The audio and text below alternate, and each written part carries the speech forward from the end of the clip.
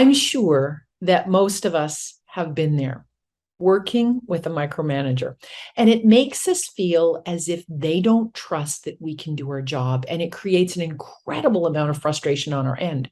So this week we are sharing the top 10 tips on dealing with a micromanager. The question was hard this week, but we got 10 great answers. Lori Jo Jaycox from Butler, New Jersey says that we often will need to have a conversation with our micromanager. Now, I think it's safe to say that no one ever thinks they're micromanaging anyone, so don't accuse them of being a micromanager. That will backfire. Instead, talk about how the relationship makes you feel. You can use certain circumstances, like if you're both trying to control your calendar, or if they're standing over your shoulder, you can let them know that it makes it feel like they don't trust that you can do the job. It will not be an easy conversation, but pointing out how the behavior makes you feel is a good conversation to have. My 2 cents on Lori Jo's advice is to be sure not to call them a micromanager. If you do, they will disagree, and then they will be unable to hear any solutions that you have ready for them. Focus on solutions so you won't feel micromanaged rather than the fact that they are micromanaging you. Lori Jo also gave us our second tip this week, which is being proactive in dealing with your micromanager instead of reactive. Be sure that when you are in your job interview, you are also interviewing them to see if it's a good fit for you. Ask questions such as, why is this position available? And how will I be involved in your calendar? Stuff like that. The answers might give you the awareness that this person is overly involved in your job, and you may decide that this is not a fit for you. Interviewing is a two-way street, so make sure you ask questions that will identify if you are about to be working for a micromanager. Michelle Morford from Marysville, Washington shares that keeping your micromanager informed helps build trust. She encourages us to increase the communication and transparency. Trust is the key to working with a micromanager, and Michelle advises us that sometimes it takes time to develop the trust, so be patient. Number 4 is from Linda Luca from Akron, Ohio. Communicate and over communicate beyond just keeping them informed. Keep your executive in the loop with everything that you are doing. Provide updates. One of the worst things that you can do with a micromanager is push back and withhold information. Done there, been there, done that myself. It is definitely not a good thing to do. So give them enough information that they will see that you are on top of things, and over time, they will learn to relax. Remember, Michelle said, be patient.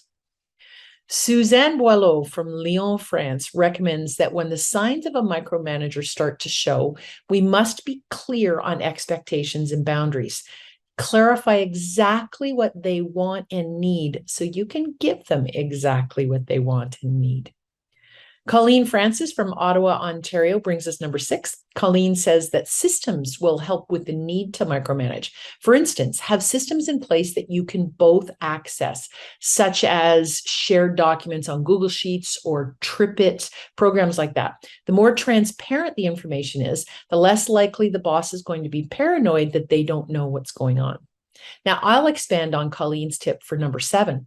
Transparent systems are a great tip, as she mentioned, but I also say that if you create checklists and processes that they approve of, it will also help them micromanage less, as they are confident that you won't forget a step if you have a checklist.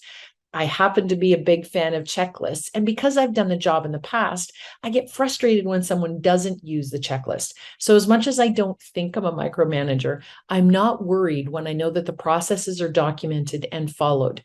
Knowing my team has a step-by-step process makes me trust that they can do the job competently without me needing to check on them. So create systems, checklists, and processes. I know your micromanager will rest a little easier knowing that you have a process that works. Number 8 is from Warren Munn from Ottawa, Ontario. Warren gave his advice from a previous employer, not me. At least that's what he told me. Warren says that we need to pick the battles that we will fight.